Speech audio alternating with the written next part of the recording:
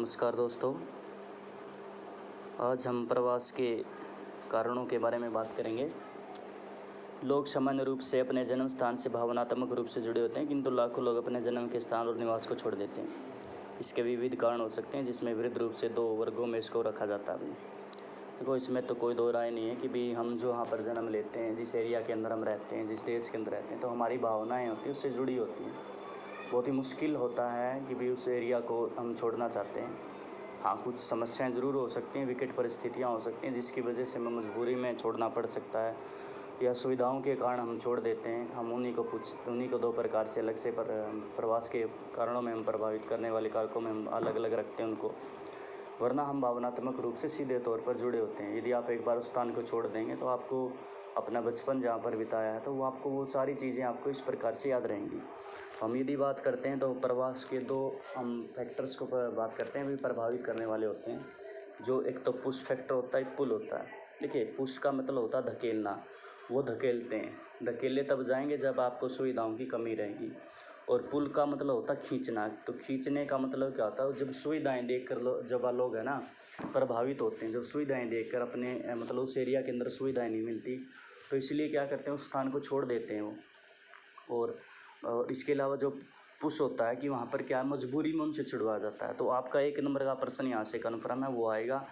वो आपसे पूछेंगे कि भाई क्या कारण है कि इसको पुश फैक्टर को में रखेंगे या फिर पुल फैक्टर के अंदर रखेंगे। यदि मान लीजिए शिक्षा आपके एरिया के अंदर नहीं मिल रही, आपके यहाँ पर स्वास्थ्य अच्छा नहीं मिल रहा, आपको रहने की अच्छी सुविधाएं नहीं मिल रही, तो इस वजह से आप क्या करते हो, खींचे चले जाते हो। आपको लगता है कि शहरों के अंदर ये सारी सुविधाएं बहुत अच्छी हैं, तो आप उन वजह से क्या, जब आप माइग्रेशन कर जाते हैं तो वो क्या कहलाता है, वो पुश फैक्टर कहलाते हैं।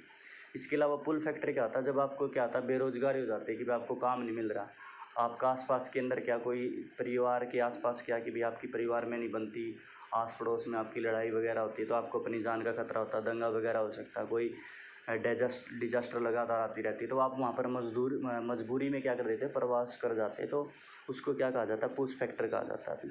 तो कन्फर्म है, आप लोग समझ जाएंगे। पुश का मैंने धकेलना मजबूरी में, और पुल का मतलब होता है खींचना, जिसमें आप सुविधाओं को देखकर बात करते हैं। जो लोगों का निवास स्थान अथवा उद्गम स्थान को छुड़वाने के लिए कारण बनते हैं, यानी कि हमने बात की कि भी वो मजबूरी में उनको छोड़ना पड़ता है, जबकि ये लोगों को आकर्षित करते हैं। तो आप ध्यान रख लेना, सिर्फ पुश शब्द और पुल याद रखना आपने। तो अगर आप इनको समझ जाते हैं तो सबसे सिंपल बात है। अब जैसे आ गया, ये बताया गया आपको, जैसे भारत में लोग ग्रामीण से नगरीय क्षेत्र मुख्यतः गरीबी, कृषि भूमि पर जनसंख्या के अधिक दबाव, स्वास्थ्य सेवाओं, शिक्षा जैसी आधारभूत अवसंरचनाओं सुविधाओं के अभाव के कारण प्रवास करते हैं। इनके अतिरिक्त बाढ़, सूखा, चक्रवाती तूफान, भूकंप, सुनामी जैसी प्राकृतिक आपदाएं, युद्ध, स्थानीय संघर्ष भी प्रवास के लिए अतिरिक्त प्रतिकर्ष पैदा करते हैं। दूसरी ओर अपकर्षक कारक, जो लोग ग्रामीण क्षेत्रों से नगरों की आकर्षित होते हैं। नगरीय क्षेत्रों की ओर अधिकांशतः ग्रामीण प्रवासियों के लिए सर्वाधिक महत्वपूर्ण अपकर्षक कारक है बेहतर अवसर, नियमित काम का मिलना, अपेक्षाकृत ऊंचा वेतन, शिक्षा के लिए बेहतर अवसर, बेहतर स्वास्थ्य सुविधा और मनोरंजन के स्रोत इत्यादि।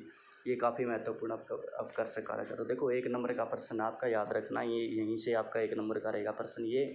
और एक ये जो पोर्शन यहाँ पर आपको दिखाई दे रहा है, यहाँ से एक नंबर का प्रश्न आपका पक्का है कि भी आपसे पूछेंगे अपकर्षक कारक कौन सा है और प्रतिकर्ष कारक कौन सा। तो वही है पुल और पुश। आपने सिर्फ इंग्लिश में ही देखना कि भाई मजबूरी में है तो वो आपका क्या है, पुश है। और आप यदि अपनी सुविधाओं को देखकर आप माइग्रेशन करें तो पुल फैक्टर आपका कहलाएगा। जैसे यहाँ पे लिखा हुआ है कि भी जो पुल फैक्टर होते हैं, जिसमें क्या है कि भी शहरों के अंदर मानते हैं हम कि भी बेहतर अवसर होंगे रोजगार के, नियमित काम मिलेगा, आपको ऊंचा वेतन मिलेगा, शिक्षा अच्छी मिलेगी, अच्छा स्वास्थ्य मिलेगा, मनोरंजन के साधन मिलेंगे, तो वो आप सुविधाओं को देखकर आकर्षित हो रहे, तो ये सारे के सारे क्या आपके पुल फैक्टर कहलाएंगे। जबकि क्या कि बाढ़ आ गई, सूखा आ गया, चक्रवात आ गया, भूकंप, सुनामी आ गई, आपदाएं आ गई, युद्ध हो रहे हैं, स्थानीय संघर्ष जैसे मैंने आपको बात की थी, आसपास में दंगा वगैरह और आपकी लड़ाई हो रही है बार बार में, तो इस वजह से आप मजबूरी में, रोज़गार नहीं मिल रहा आपको, वहाँ पर गरीबी हो सकती है आपको, तो इस वजह से क्या कि आप उस एरिया को मजबूरी में छोड़ देते हो, तो उसको क्या कहा जाता है, पुश फैक्टर कहा जाता है भाई। कै और खै में पुरुषों और स्त्रियों के प्रवास के कारणों को अलग अलग परीक्षण किया गया। चित्रों के आधार पर यह देखा जाता है कि पुरुषों और स्त्रियों के लिए प्रवास के कारण भिन्न भिन्न होते हैं। देखो, इसमें तो हम कल भी बात की थी कि भी जो पुरुष और स्त्रियों के लिए हम बात करते हैं प्रवास की, वो तो अलग अलग कारणों से वो प्रवास करते हैं।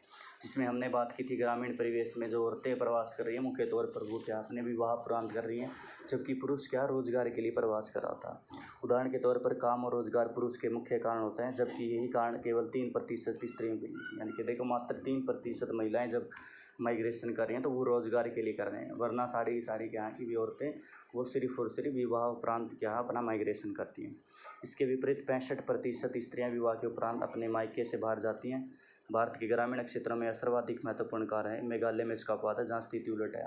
देखो ये अपवाद वगैरह तो आपको ज़रूर देखने को मिलेंगे कि भी वहाँ पर क्या कोई दूसरा कारण है स्त्री विवाह के बारे में। हालांकि मुझे तो इसके बारे में पता नहीं था, मैंने आज ये चीज़ पहली बार पढ़ी है। इसके बारे में हम देखेंगे, बताएंगे फिर कि भी क्या चीज़ है कि भी वहाँ पर जो लॉ है सिंपल है। एक तो वहाँ पर आपको अलग प्रकार का लॉ क्रिएट किया गया गवर्नमेंट की तरफ से। जैसे कि जो संस्कृतियाँ होती हैं ना अपने अलग अलग एरिया की अपनी अलग अलग होती है। हो सकता है कि भाई जैसे कि हमारी लक्षद्वीप की है कि भी यदि आप वहाँ से लक्षद्वीप में शादी करते हैं तो जैसे लड़की जाती है ना तो लड़की नहीं जाती, उसमें लड़के को क्या है अपनी लड़की के घर पे बुलाया जाता है। तो हो सकता है उसी प्रकार का कस्टम वहाँ पर भी आपको देखने को मिलेगी। इन विवाह की तुलना में देश में पुरुष प्रवास केवल 2% ही आपको देखने को मिलेगा, यानी कि जो है विवाह के कारण जब वो माइग्रेशन कर रहे हैं तो उसमें कुछ 2% आपको देखने को मिलेगा, वरना आपका जो परसेंटेज होता है वो सारा का सारा क्या महिलाओं का ही होता है भाई। बस भाई आपके लिए आज इतना ही है, छोटा सा क्वेश्चन है, आप इसको ही याद करेंगे।